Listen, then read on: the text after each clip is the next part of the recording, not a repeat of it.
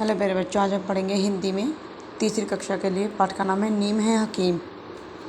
आपने मुझे आसपास अवश्य देखा होगा। मैं आपको किसी चौराहे, सड़क के किनारे, आपके घर के सामने, आपके विद्यालय के मैदान में ज़रूर दिख जाऊंगा।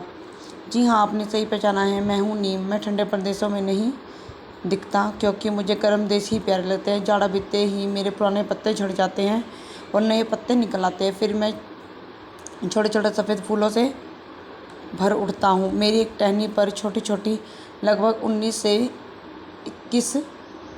या 21 पत्तियाँ होती हैं। अपने पत्तों के कारण मैं बहुत सुंदर लगता हूँ। एक दिन तुम मुझे ध्यान से देखना। क्या आपने मुझ पर हरे हरे फल देखे हैं जिन्हें निबोरी कहा जाता है?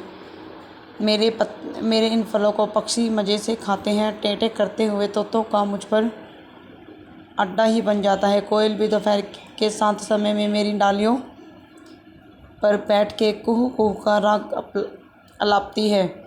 मेरे पत्तों को गुणों की खान है। आप अगर चेचक की बीमारी को दूर भगाना चाहते हैं तो मेरे 8-10 पत्तों को तलकर या उबालकर रोज़ खाएं। चेचक होने पर मेरे पत्तों को रोगी की चारपाई के चारों ओर रख देने से भी रोग जल्दी ठीक हो जाता है।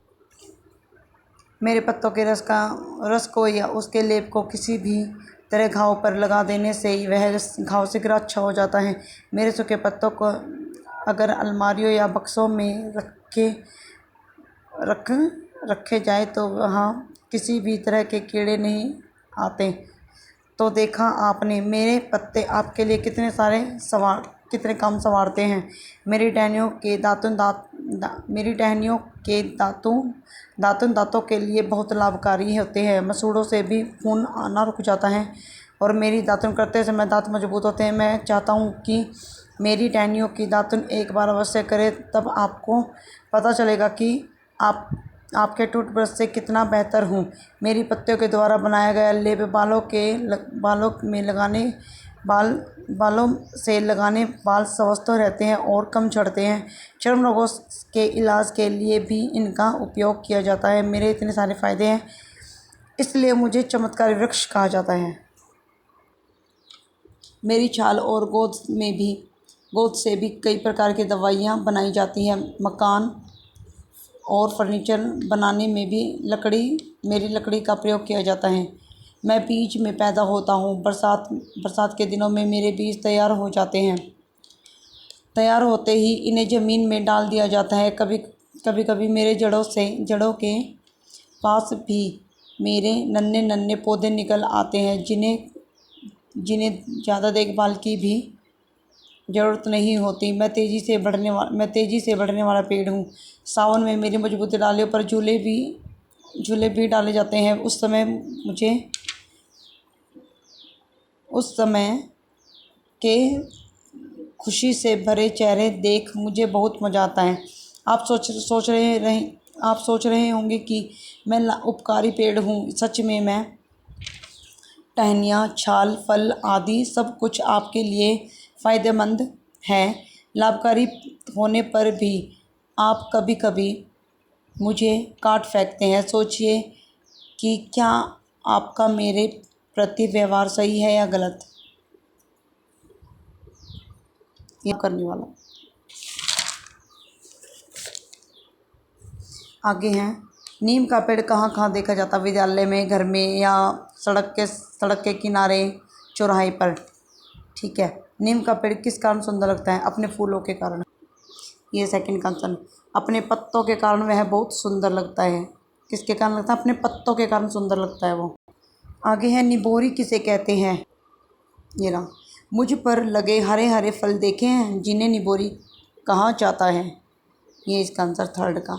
निबोरी किसे कहते हैं? मुझ पर हरे हरे फल देखे हैं जिन्हें क्या कहते हैं? निबोरी कहते हैं। आगे इसमें नीम के पेड़ को कब मजा आता है? सावन में मेरी मजबूत डालियों पर झूले जाते हैं। उस समय सभी उसके खुशी चेहरे देख मुझे बहुत मज़ा आता है। जब टहनी पर झूले डाले जाते हैं सावन में तो उसे पेड़ को कहता है मज़ा आता है। आगे है, नीम कौन से प्रदेशों में नहीं पाया जाता? गर्म, ठंडे या मरुस्थलीय या सूखे? ठंडे में नहीं पाया जाता। उसके नीम का पेड़ अपने पत्तों के कारण कैसा लगता है? सुंदर लगता है। नीम की दातुन करने से क्या होते हैं? दांत क्या होते हैं हमारे? मजबूत होते हैं।